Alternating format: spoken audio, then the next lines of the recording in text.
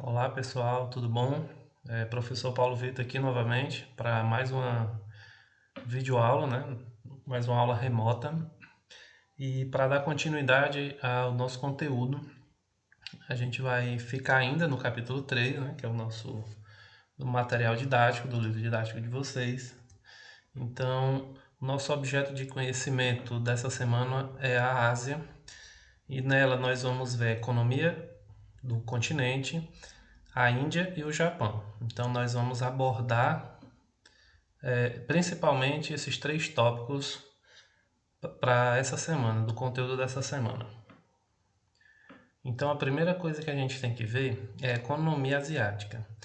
Dentro do continente asiático existem algumas divisões regionais e cada uma dessas regiões, né, cada uma dessa divisão, ela tem uma característica própria. No caso, eu coloquei aí quatro dessas regiões que foram o Oriente Médio, o Sul da Ásia, o Sudeste e Leste da Ásia, né? São dois aí, e a ex-União Soviética. E caracterizei brevemente cada um para ficar de melhor compreensão para vocês. No caso do Oriente Médio, é a região estratégica no espaço geográfico mundial. Por que, que ela é essa região estratégica?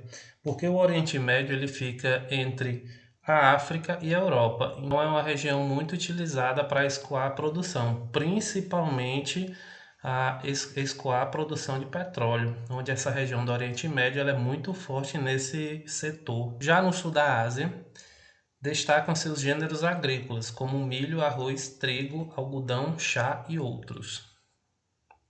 Já no sudeste e leste da Ásia, apresenta forte setor industrial, assim como grande tradição agrária, especialmente na cultura de arroz.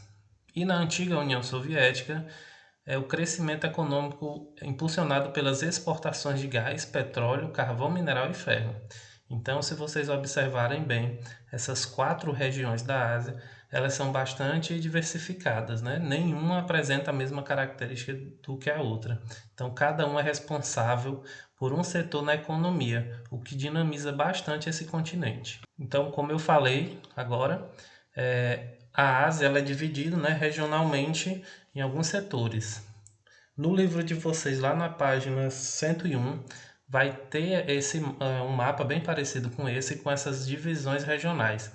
No caso aqui só vai mudar o nome, mas é a mesma ideia.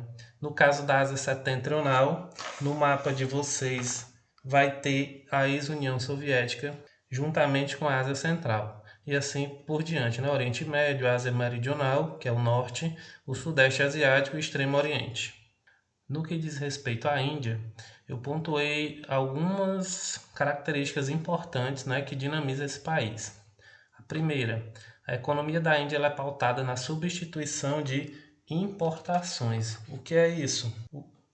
É a substituição do consumo de produtos importados por mercadorias produzidas dentro do próprio território indiano, ou seja, é aquela mercadoria que circula dentro do próprio país. O próximo ponto é o setor de serviços relacionado à tecnologia, que foi fundamental para o crescimento econômico indiano. Então, o país investiu em tecnologia para que esse crescimento fosse possível. Terceiro ponto, mesmo crescendo, o país apresenta grande desigualdade social. Então a gente pode observar que existe uma má distribuição de renda, como acontece aqui, por exemplo, no Brasil, e que acaba evidenciando essas desigualdades. Em 2016, o sul da Ásia concentrava cerca de 33% das pessoas do mundo que viviam com menos de 1,90 dólar por dia, né? Ou seja, 1 dólar e 90 centavos por dia. Aí puxa o ponto anterior que eu falei sobre a desigualdade social. Então, esse ponto mostra bem essa desigualdade, onde 33% do mundo está na Índia e essas pessoas vivem com menos de 2 dólares por dia. Em 2015, 28% da população era analfabeta e a expectativa de vida não ultrapassava 68 anos. Então, embora a Índia esteja se desenvolvendo aos poucos, ela ainda apresenta grandes dificuldades, o que barram esse crescimento ao longo do tempo. Agora, em relação ao Japão, também fiz alguns pontos importantes para vocês observarem. Primeiro, né? Por apresentar um relevo predominantemente montanhoso, as planícies litorâneas são extremamente ocupadas pela população. Então, como vocês já sabem, o Japão ele está no meio do Círculo do Fogo do Pacífico, que é uma região ocupada principalmente por vulcões e movimentos de placas tectônicas.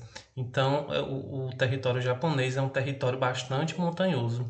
Sendo assim, as pessoas procuram as áreas mais planas, e essas áreas mais planas estão no litoral, o que deixa essas regiões muito ocupadas, muito povoadas. A partir de 1960, com incentivos dos Estados Unidos, no pós-Guerra Mundial, Segunda Guerra Mundial, o Japão obteve intenso crescimento econômico.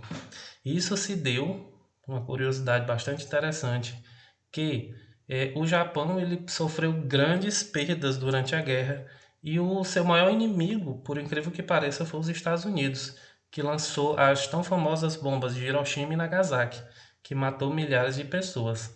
Então, após a década de 60, os Estados Unidos resolve injetar dinheiro no Japão para recuperar sua economia, o que deu bastante certo. Outro ponto que ajudou no crescimento econômico do Japão, no desenvolvimento econômico do Japão, foi a mão de obra barata e abundante após a Segunda Guerra Mundial, que foi um pilar fundamental de sua força econômica.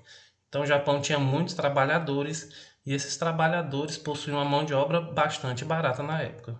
O país se destaca principalmente pelas indústrias de alta tecnologia. Então é muito comum a gente ouvir falar do Japão sobre robôs, né? A questão da robótica, da tecnologia e por aí vai. Então é um país bastante conhecido por esse tipo de indústria. A partir do século XXI, o crescimento do Japão sofreu alterações devido ao alto investimento do governo japonês com a população idosa, principalmente em relação às aposentadorias. Como o país, como o Japão, ele é bastante desenvolvido, as pessoas têm uma elevada expectativa de vida, possuem uma boa qualidade de vida, então as pessoas vivem mais. O Japão ele tem uma quantidade gigantesca de idosos, o que faz com que o governo acabe investindo nessas pessoas, no pagamento de aposentadorias. Isso acaba tirando de outros setores para esses pagamentos. E por fim, alguns problemas que existem no Japão hoje, que antes não existiam, acaba afetando o desenvolvimento desse país. Entre esses pontos seria o desemprego e o empobrecimento, que tem se intensificado. Apesar desses pequenos problemas que o Japão vem enfrentando, o país ainda é um dos mais desenvolvidos e mais ricos do mundo. Então é isso, pessoal. Essa foi a nossa breve aula dessa semana. Eu espero que vocês mantenham os estudos aí de casa e qualquer dúvida podem me procurar no WhatsApp. Até mais e um abraço.